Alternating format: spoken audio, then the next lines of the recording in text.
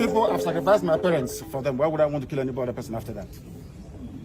Anybody who's committing crime in the name of IPOB is on his He's a criminal. I've said it. He's a criminal. Thank you. Okay. Yes. It's not part of this family. Repeat it again. Our family is based on 4 cardinal points. You must be without fear before your enemies. You must speak the truth always, even if it leads to your death. You must help the poor and those who cannot help themselves, and be of good character that God may love thee. That's who we are. So,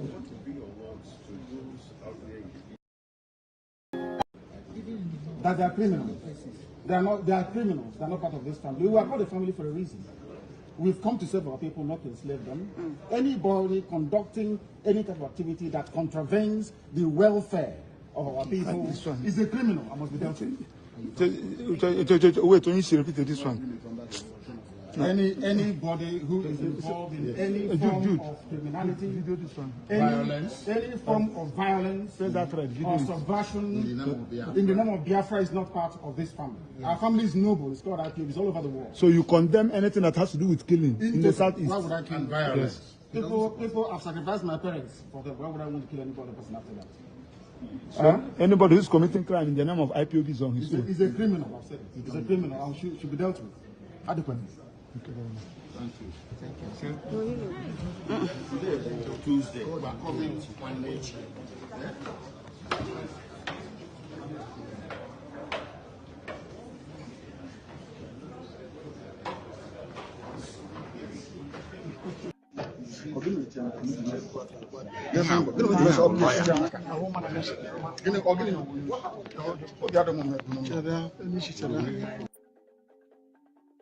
Atụrụ mmadụ na-egbu mmadụ kwee n'ihi Biafra onye ọbụla onye ohi onye ọbụla pụtara na-esu ohi na-agba ama na-atụrụ ndị mmadụ na-eme ihe niile ndị a niile kwere n'ihi IPOB onye ọbụla onye ohi ka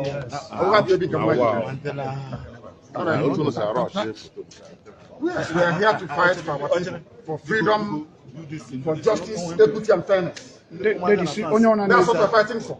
Nothing more, nothing less. And we cannot be cowed by anybody. We are without fear before our enemies. And we speak the truth always. I want all the journalists here arrayed to go and ask them, ask government of Nigeria, what happened to treasonable felons? Where are those charges today? From 2015. They've just disappeared because they have no evidence against me.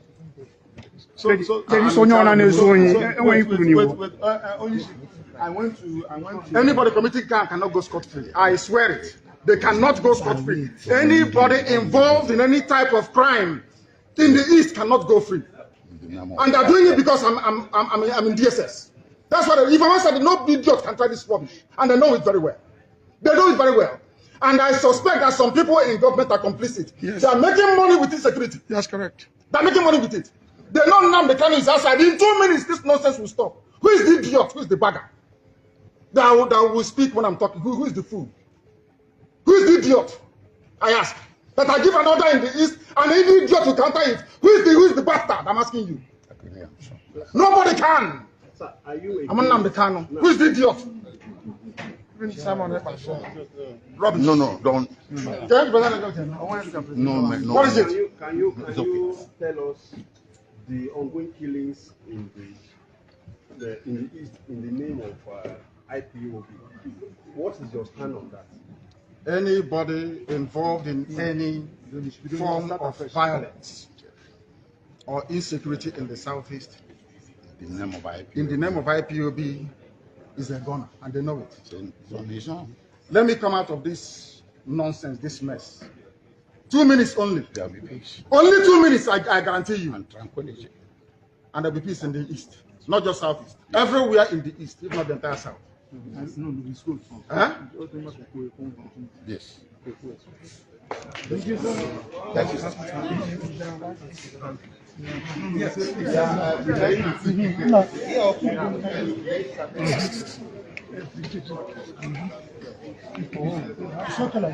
What is it?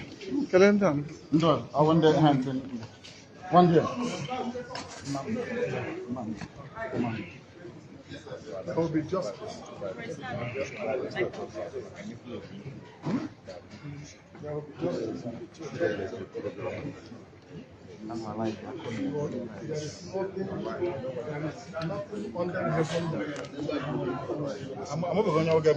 who is the background? So there is nothing under heaven that cannot be revealed. Are you getting? Whoever plays the role he plays. If man does not see the person, God sees the person, and God will bring that person to judgment.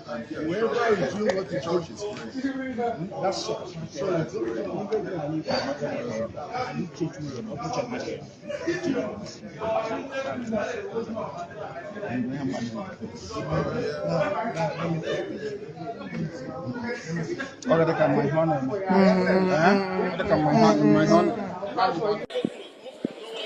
When you are ready,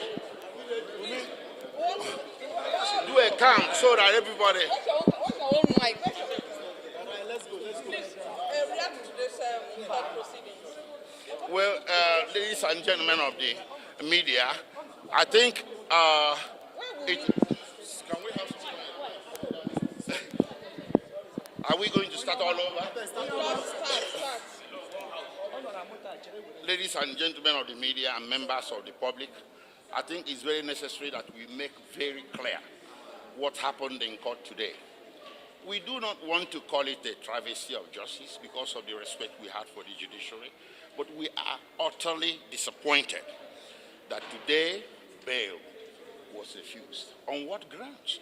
The Supreme Court on 15 December criticized very severely the revocation of Mazi Nnamdi Kanu's bail. In several pages, which we are going to make available to the media, at pages 19, 20, and 21 of Justice Agem's judgment, he even suggested that the impartiality of the trial court in revoking Nnamdi Kanu's bail is suspect.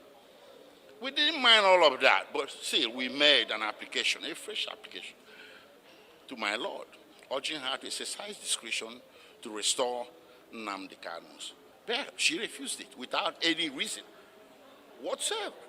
And then we made a second application to accentuate the need for this bail application, pointing to the enormous challenges we face as defense counsel in consulting with Nnamdi Kanu privately and confidentially at the detention facility of the DSS headquarters in Abuja.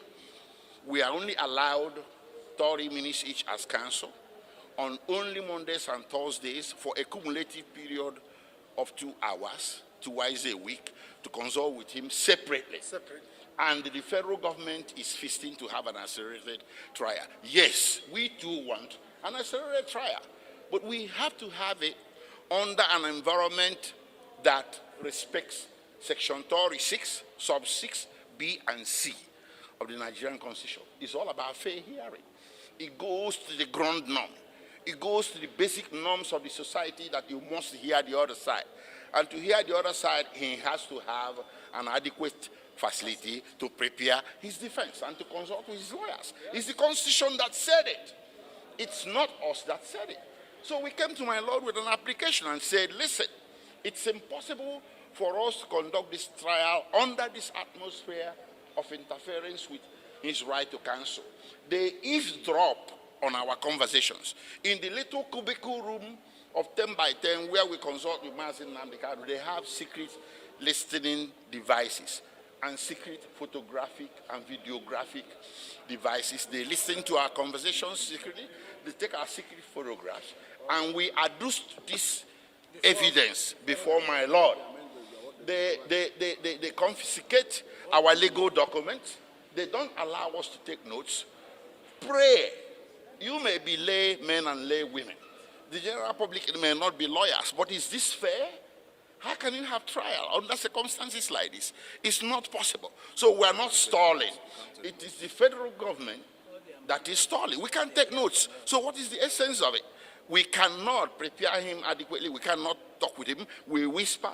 We put our lips to his ear. We talk sotto voce, and so on and so forth. So this is the essence. This is what happened in court today, where justice was turned upside down when our 2 applications that go to fair hearing were refused. But we are going to bounce back.